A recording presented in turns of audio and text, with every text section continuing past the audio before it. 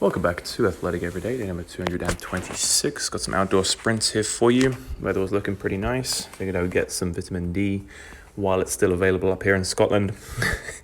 You have to make the most of the sun because I know that there's going to be a few months where the sun pretty much disappears for most of the time.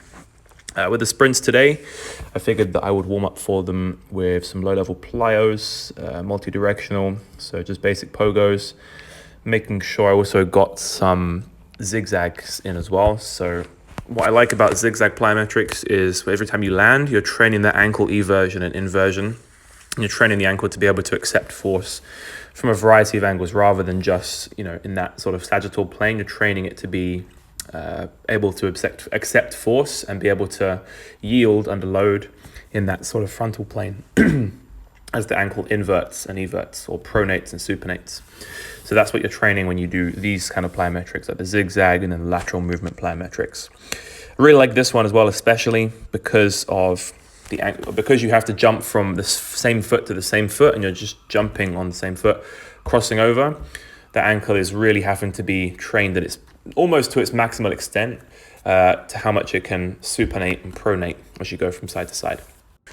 Then I got in a couple sets of bounding just to potentiate my legs a little bit more for the sprinting. I'm sometimes not sure whether to sprint first or bound first, but I find that, from my experience anyway, I might be wrong. I think it's better to bound first because it helps to potentiate the legs for sprinting.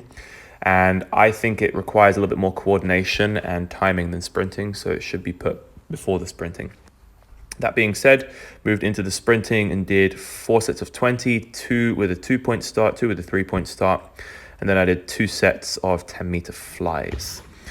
Then lastly, I finished up with some high hang power cleans, just because I felt I was feeling explosive and I haven't done them in a little while. I like to train high hang power cleans because they train that sort of very, very short range of motion, terminal extension across all 3 joints, ankle, knee, and hip.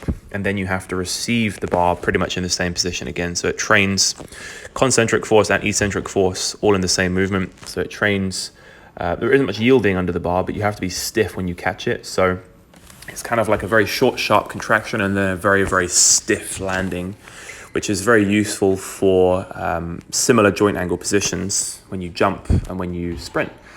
So that is why you'll find that a lot of athletes who do a lot of jumping and sprinting will do high hang power cleans, purely because of the reasons I just mentioned earlier. And they'll also have exceptionally high numbers in these lifts because they're also relatively strong for their body weight. Anyway, that is pretty much it for me today, guys. Thank you very much for watching, and I will catch you in the next video.